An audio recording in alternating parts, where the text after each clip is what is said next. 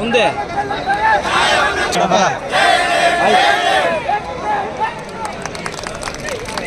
ಚಿಕ್ಕಬಳ್ಳಾಪುರ ಜಿಲ್ಲಾಧಿಕಾರಿಗಳ ಕಚೇರಿ ಮುಂದೆ ಬಲಗೈ ಜಾತಿಗಳ ಒಳ ಮೀಸಲಾತಿ ಹೋರಾಟ ಸಮಿತಿ ಪ್ರತಿಭಟನೆ ಹಮ್ಮಿಕೊಳ್ಳಲಾಗಿತ್ತು.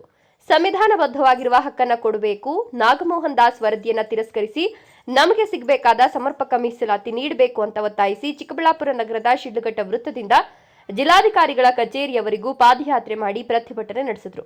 ಪ್ರತಿಭಟನೆ ನಂತರ ಎಡಿಸಿ ಭಾಸ್ಕರ್ ಮೂಲಕ ಮನವಿಯನ್ನು ಸರ್ಕಾರಕ್ಕೆ ಕಳಿಸುವಂತೆ ಮನವಿ ಮಾಡಿದರು. ಈ ವೇಳೆ ಮಾತನಾಡಿದ ಸಲಹಾ ಸಮಿತಿ ಅಧ್ಯಕ್ಷ ಏಡುಕೊಂಡಲ ಶ್ರೀನಿವಾಸ್, ಬಲಗೈ ಜಾತಿಗೆ ನೀಡಿರುವ ಮೀಸಲಾತಿಯಿಂದ ಅನ್ಯಾಯ ಆಗಿದೆ. ನಮ್ಮಿಂದ ಕಿತ್ತು ಅಲೆಮಾರಿ ಜನಾಂಗಕ್ಕೆ 1% ಮೀಸಲಾತಿಯನ್ನು ನೀಡಿದೆ.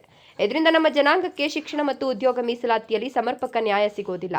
ನಾಗಮೋಹನ್ ದಾಸ್ ವರದಿಯಲ್ಲಿ ಆಗಿರುವ ಅನ್ಯಾಯ ಸರಿಪಡಿಸಬೇಕು, ಇಲ್ಲದಿದ್ರೆ ನಮ್ಮ ಪಕ್ಷದಿಂದ ನಮ್ಮ ಹೋರಾಟ ಮುಂದುವರಿಯಲಿದೆ ಎಂದರು.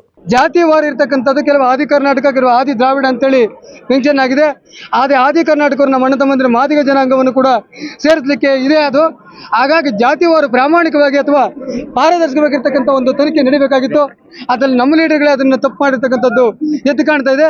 ಕೂಲಂಕುಷವಾಗಿ ಮತ್ತೊಂದು ಸಲ ಅದು ಪರಿಶೀಲನೆ ಆಗಿ ಮತ್ತೆ ನಾವು ಯಾವುದೇ ವಿಧವಾಗಿರ್ತಕ್ಕಂಥ ಒಳ ಮೀಸಲಾತಿ ವಿರೋಧಿಗಳಲ್ಲ. ಇಲ್ಲಿ ಸೇರಿರ್ತಕ್ಕಂಥ ಯಾವ ನಮ್ಮ ಕುಲಬಾಂಧವರು ಕೂಡ ಒಳ ಮೀಸಲಾತಿಗೆ ವಿರೋಧಿಗಳಲ್ಲ.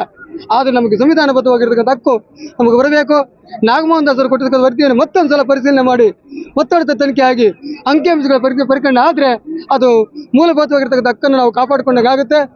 ಪ್ರತಿಭಟನೆಯಲ್ಲಿ ಬಲಗೈ ಸಮುದಾಯದ ಜಿಲ್ಲಾಧ್ಯಕ್ಷ ರಾಮಕೃಷ್ಣ, ಸಲಹಾ ಸಮಿತಿ ಸದಸ್ಯ ನಾರಾಯಣಪ್ಪ, ಗೌರವಾಧ್ಯಕ್ಷ ತ್ಯಾಗರಾಜ್, ಖಜಾಂಚಿ ನರಸಿಂಹಮೂರ್ತಿ, ಕಾರ್ಯದರ್ಶಿ ವೆಂಕಟರೆಡ್ಡಿ ಇತರರು ಹಾಜರಿದ್ದರು. ಕೆಎಸ್ ನಾರಾಯಣಸ್ವಾಮಿ, ಈ ನ್ಯೂಸ್ ಟಿವಿ, ಚಿಕ್ಕಬಳ್ಳಾಪುರ.